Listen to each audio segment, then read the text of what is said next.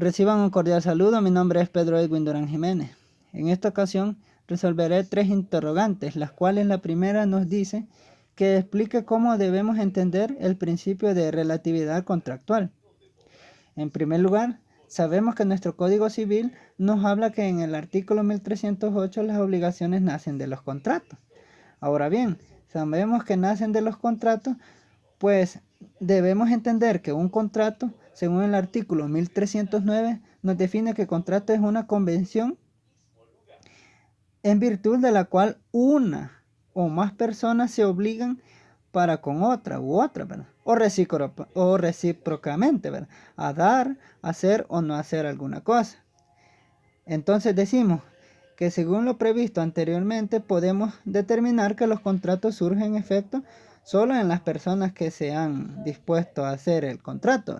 Es decir, esto no involucra a terceras personas, o mejor dicho, no surge efecto con terceros, puesto que el artículo 1416 nos dice que todo contrato legalmente celebrado es obligatorio para los contratantes, es decir, que será solo para los involucrados en dicho y solo cesan o solo se suspenden o se terminan sus efectos entre las partes por el consentimiento mutuo de esta, ¿verdad?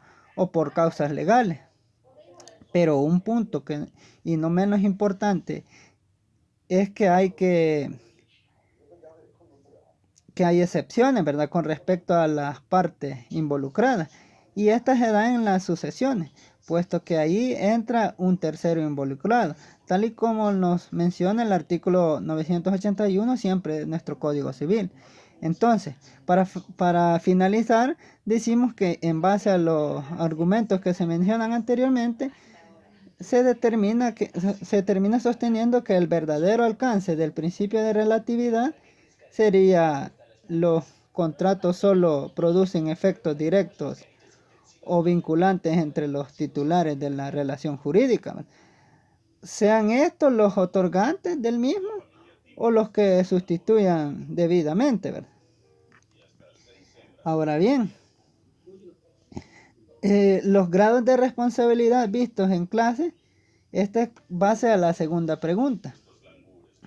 Los grados de responsabilidad vistos en clase, con respecto a esta segunda pregunta, cabe mencionar que hay varios tipos de responsabilidad contractual que podrán incurrir en las partes contratantes. Es decir, nuestro Código Civil las distingue en el artículo 42 en relación con el artículo 1418, en cuanto nos dice que son 3 tipos de culpa o descuido.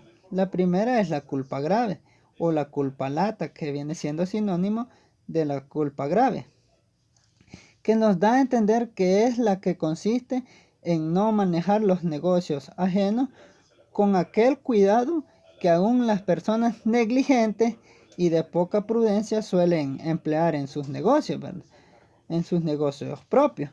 Esta culpa en materia civiles equivale también a lo que es el dolo.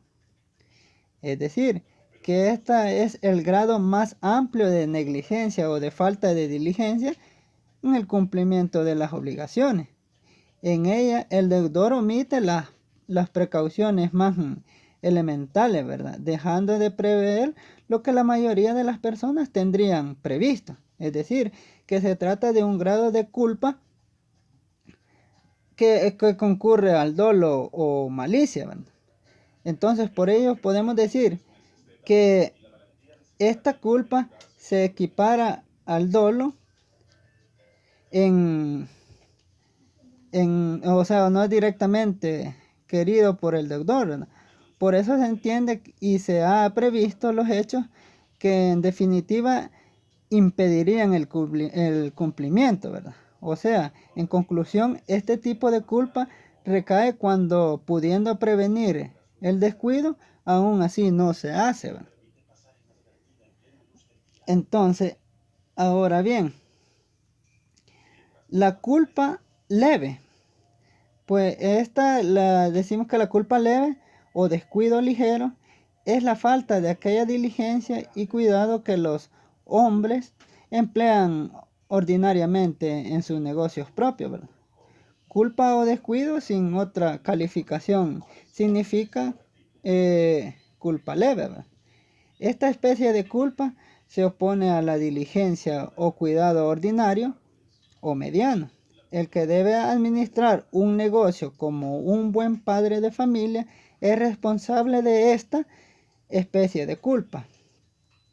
Entonces, decimos en este sentido que es un grado de inferior al de la culpa lata en el incumplimiento de las obligaciones, puesto que el deudor incurre a negligencia por omisión de los cuidados y precauciones usados habitualmente por la gente prudente, ¿verdad?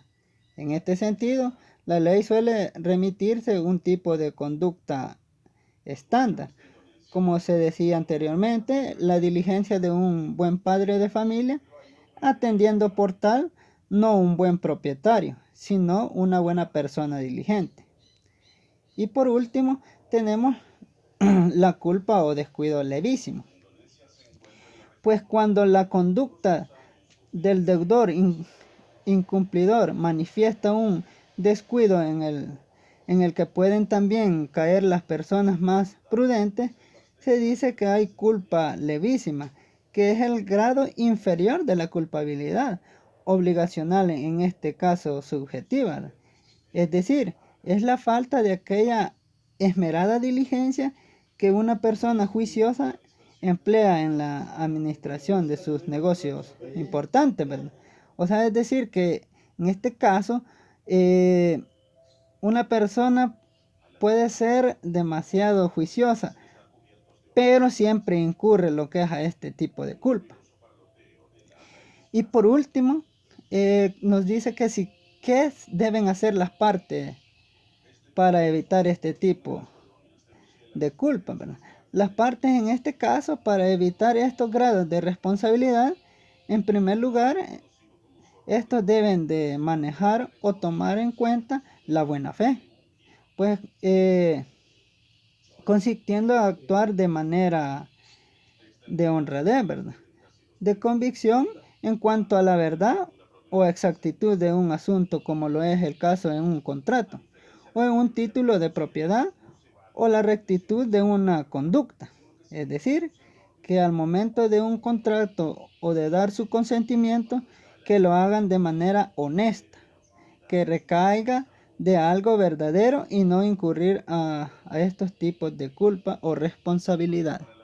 Hasta aquí mi participación y muchas gracias.